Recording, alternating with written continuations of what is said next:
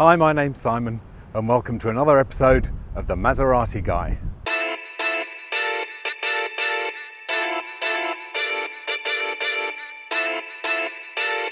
There must be better ways of spending a beautiful Friday morning in one of the most picturesque parts of Sydney with one of the most iconic British sports cars of a generation.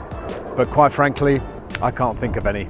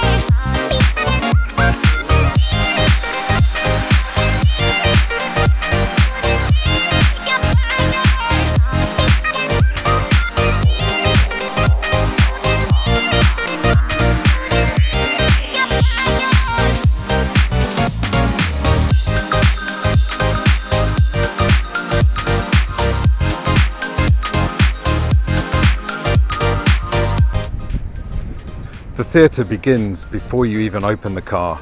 The key is a sculpted work of art.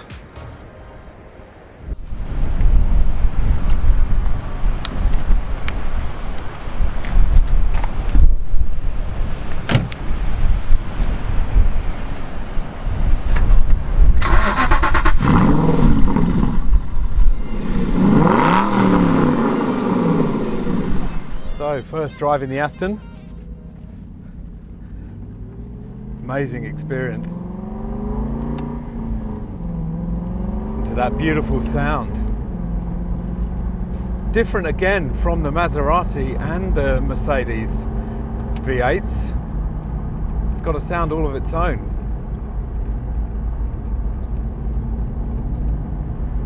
Rich. Very deep, rich sound. Beautiful.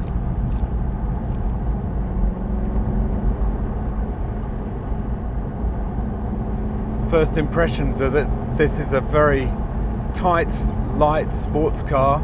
It's quite different from the Maserati Gran Turismo, which is more of a GT. This has a much lighter feel about it.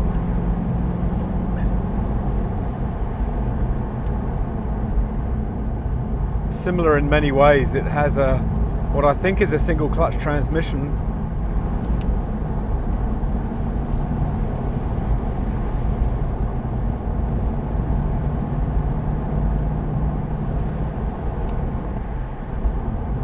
And it makes sense to drive it in manual. It's a 4.7 litre hand-built V8. I mean, the whole car is hand-built. One of the most striking aspects of it is the quality of the interior, which really puts pretty much any other car to shame. I mean, the quality of the materials is spectacular. And you know, that's coming from someone who's experienced Mercedes and Maserati quality, but this is something else. Beautiful aluminium door handles in here.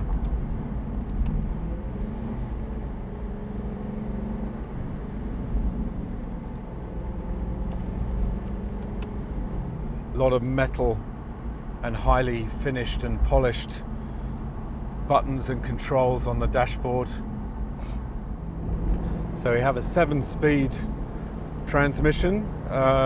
It's automatic with paddle shifters.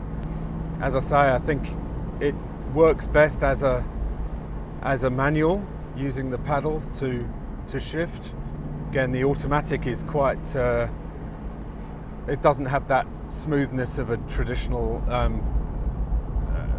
torque converter automatic or a more modern dual clutch, but in manual it responds reasonably quickly.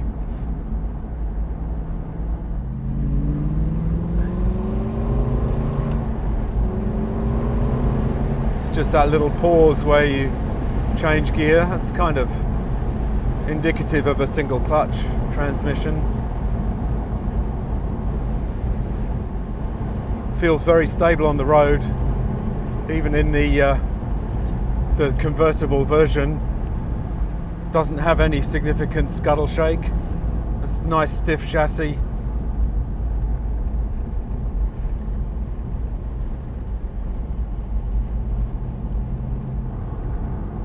Very precise.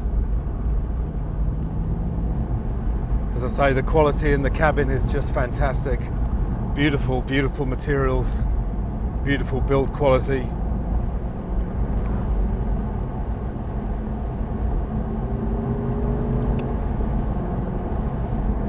Has the counter-rotating tachometer and speedometer, which is interesting. Quite small dials, very nicely made, very nicely set out, and a beautiful Aston Martin badge on the steering wheel really does make it an occasion to drive this car. It's a brand with such history, so many associations. Obviously, James Bond. You know, it's an iconic brand, quite low production, but you know, some iconic cars over the years. And the Vantage is kind of the entry level into the Aston Martin world, but nothing feels entry level about it. It just reeks of quality.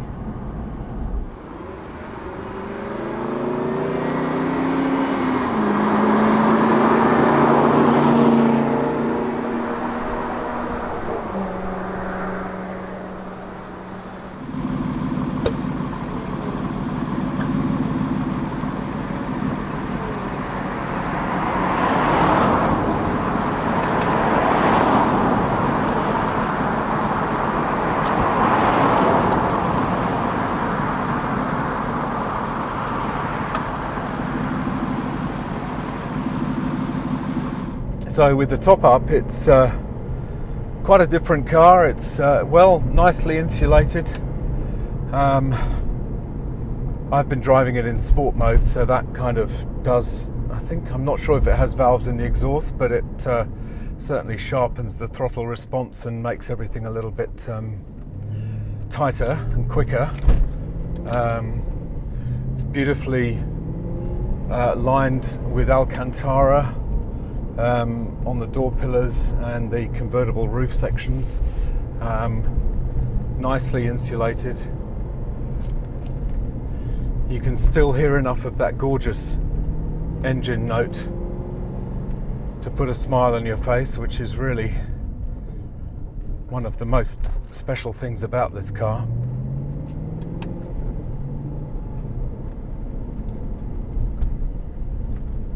And with the windows up and the air conditioning on, it does turn itself into quite a very comfortable cruiser.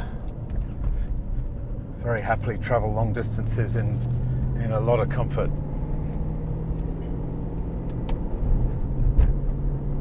And of course you can just put it into normal drive mode, turn off the sport mode, and it will just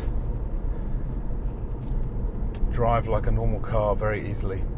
Suspension is firm, as you'd expect for a car of this kind, but not overly busy. Sydney roads are pretty terrible, and does a pretty good job of smoothing them out, but still feels stiff enough to not notice any body roll at all in corners. It's very flat through the corners. Steering is precise.